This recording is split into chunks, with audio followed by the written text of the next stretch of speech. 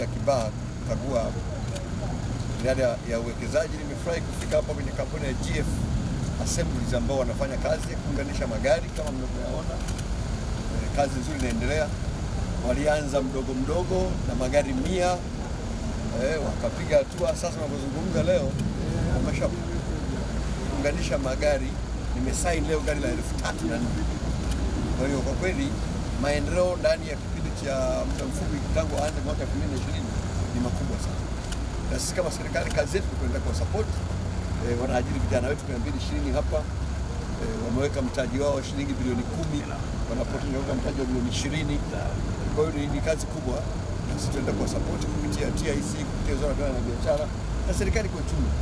Lengo letu kama serikali kwamba tuwe na viwanda vingi zaidi, na nimefurahi kwamba wana mpango wa kwenda kwenye hatua ya 3 ya kuunganisha magari inayoitwa complete lockdown.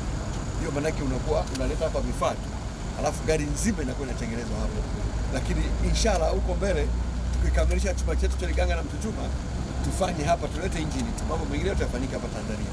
Kwa ndugu waandishi wa habari, kwa niaba ya Tanzania, serikali yenu ya Chama cha Mapinduzi chini ya Dr. Samia Suluhu Hassan ina mipango mikubwa ya kwenda kuhakikisha kwamba viwanda Tanzania vinadumu.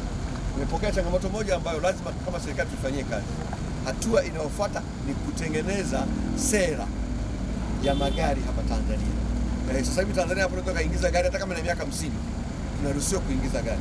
Lakini kwenda mbali kwa kuwa na viwanda vya namna hii hapa nchini, lazima tuje na sera ambayo sasa italimit uingizaji wa magari yaliyochakaa, ili watoto wanaokuwa wanazalisha magari hapa Tanzania watu wanunue ndani ya nchi badala ya kuagiza magari mabovu kutoka nje ya nchi.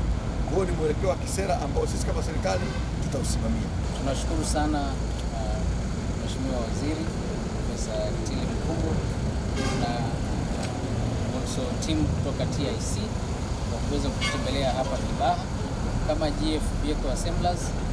Tunashukuru sana kwa ugeni wenu.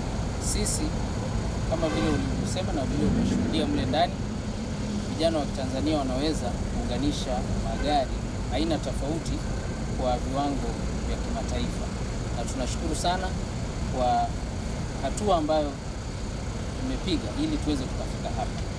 Tunashukuru sana serikali kwa kuweza kutupa kupitia TIC, umetupa push ambayo tumeweza kufika hapa kuunganisha magari zaidi ya 3,000. Kwa hiyo tunakuhakikishia kwamba tutaendelea kuhakikisha kwamba tunazidisha sio magari makubwa peke yake, hata